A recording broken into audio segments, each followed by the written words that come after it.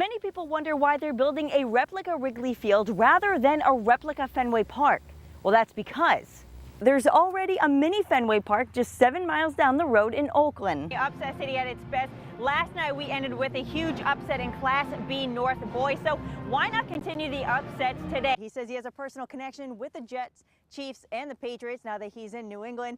He did say, however, that once he starts cheering for a team, that team starts to lose, so let's just hope he does not cheer for the Pats this season. I don't know about you, but this morning it felt like Christmas. Well, because high school football is back. I'm live in my hometown, Biddeford, for the 27th annual Lobster Bowl game between the East and the West teams. The top 89 high school graduated seniors take the field for the last time, and it's all for a good cause. After 23 years of being UMaine's head football coach, Jack Cosgrove is now transitioning to be the Senior Associate Director of Athletics. It is going to be a challenging first game for the Broncos because the Dragons are the two-time defending Class B North champs.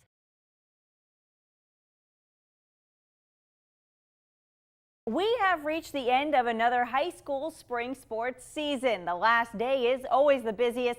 12 combined state champions were crowned today in 3 sports: baseball, softball, and lacrosse. We're going to start with Class A baseball as the two-time defending Class A state champs Bangor took on Falmouth, and Bangor strikes first in the third. It's a line drive to center by Derek Fournier. That brings home Kyle Stevenson to make it 1-0. Now 2-0 Bangor in the 5th. It's Stevenson at the plate. His blooper into shallow center drives in Nick Calperthwaite from third. Bangor completes the three-peat. Its third straight Class A title, handing Falmouth its first loss of the year, 5-0. And that banner will be number 100 to be hung in the Bangor High School gym. Just 12 hours after last night's game wrapped up, the Red Sox were back in action against the Detroit Tigers.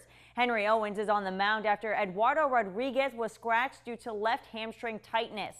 Bottom of the third, Detroit up 2-0. 2 men on for Justin Upton, and he hits a fly ball to left center field. It is a 3-run home run, and that extends the Tigers' lead to 5-zip.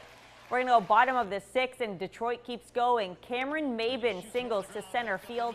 That will score 2 more runs, putting the Tigers on top 10-1.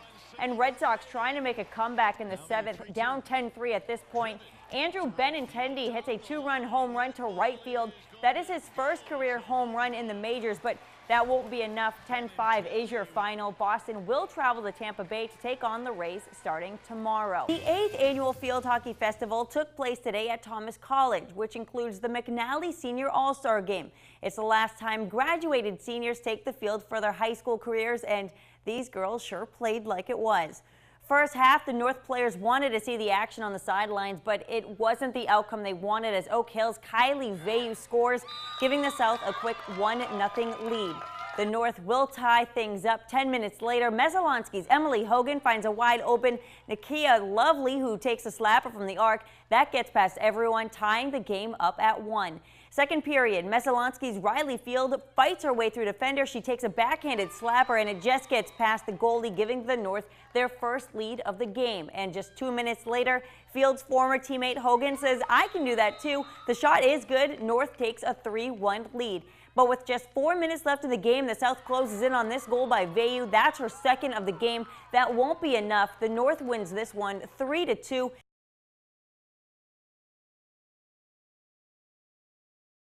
This field of dirt will soon become a field of dreams. It's magical. The miniature replica of Wrigley will be the home to young athletes in the greater Waterville area. It's an unreal feeling. I can't imagine. I would love to be a 10, 11-year-old kid in Waterville or in the greater Waterville area. I mean, I want to be 12 years old again. For that moment that they're on a field, they feel like they're a major leaguer because they're actually in a field in their hometown that is like the national ballparks. And to make this field even more similar to the north side of Chicago, the Cubs organization donated a part of the field to the Alphon Youth Center. To actually have the bleachers of Wrigley Field that are going to be placed around our stadium is going to be tremendous. Many people wonder why they're building a replica Wrigley Field rather than a replica Fenway Park.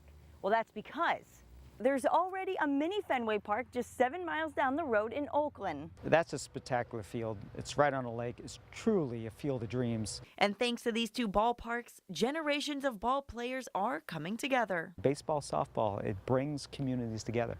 Wrigley Field, Fenway Park is bringing the community together. In Waterville, It's for the love of the game. Kayla, Binette, News Center.